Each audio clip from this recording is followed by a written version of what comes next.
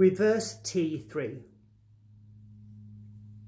Continuing the story of thyroid. Sorry, there's been a bit of a gap between videos. Go back, there's two before this.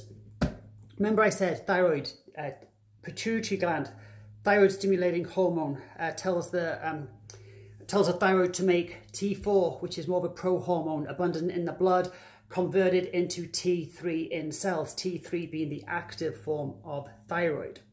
You can check all these in your blood work. What if T4, instead of getting converted into T3, the active form of thyroid, what if T4 is getting converted into the inactive form of reverse T3? So reverse T3 has no metabolic effects and may be the cause of some dieting plateaus, especially when people are following incredibly restrictive, incredibly low carb diets. Now, I'm a huge low carb fan, but so I'm not just talking about a tough diet, a strict diet. I'm talking about a very prolonged, very restrictive, very low carb diet, right? So why does it do this? Why would the body start converting T4 into an inactive form of thyroid? Well, it would make sense because if the body if you restrict for just too long and to a great extent, the body is going to recognize that the energy stores are getting really low.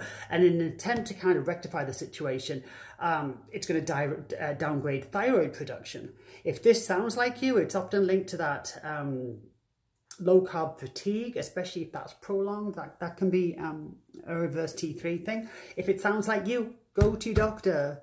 You know, go to your doctor. You don't have to guess this stuff. Do your blood work. It will be right there. I've got no experience in this. I have seen it in clients' blood work, reverse T3. I haven't personally, in all my crazy competition diets, been personally, I haven't personally seen it in my blood work. How low is too low? So low carbs, love them, love them, love them, love them. Well, they say that the magic number is about 50 grams per day. And that's kind of nice because that kind of validates me because that's kind of what I keep my clients on, weight about 50, maybe 60. That is meant to be, that is said to be that I have read the magic number to keep the thyroid working correctly. So what are you going to do if reverse T3 is a thing? Well, you could eat a little bit more, go figure. You could always do that. What might the doctor do? A doctor may put you on a T3 medication. Why would they do that? Okay. Thyroid stimulating hormone is coming and telling your thyroid to make T4. T4 is then converted into T3 active, right? However, in this case, thyroid stimulating hormone is telling the thyroid to make T4. T4 is getting converted into the inactive reverse T3. Now, if you start taking a T3, not you, your doctor, not online, not some stupid website, your doctor prescribes you a T3 medication, then what's going to happen, you're going to have T3 with this medication, and the feedback loop that goes back to the brain is like, hey, I've got T3, don't need any more.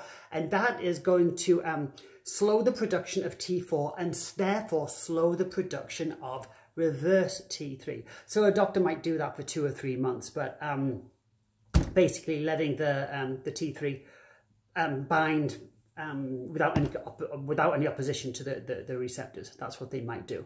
But I just thought I'd mention that. Oh, I should have said in the last video as well, when I'm talking about T4, T3, it all sounds very confusing, doesn't it? So all it means is T4 is, it has 4 iodine atoms and T3 has 3 iodine atoms. So that's all it is.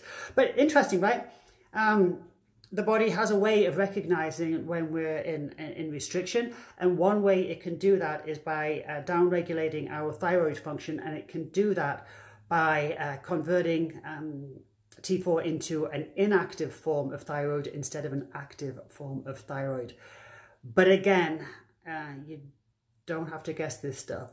Go to your doctor, do your blood work, and that will tell you if it applies to you. This is the sort of stuff I talk about in my coaching. If you are interested, link in bio. There's some courses starting, not for about another month, but if you've got any questions about them, just let me know. All right, that's it for now. Now there's more thyroid because I'm going to talk about the foods that help and the supplements that help and the foods that don't help.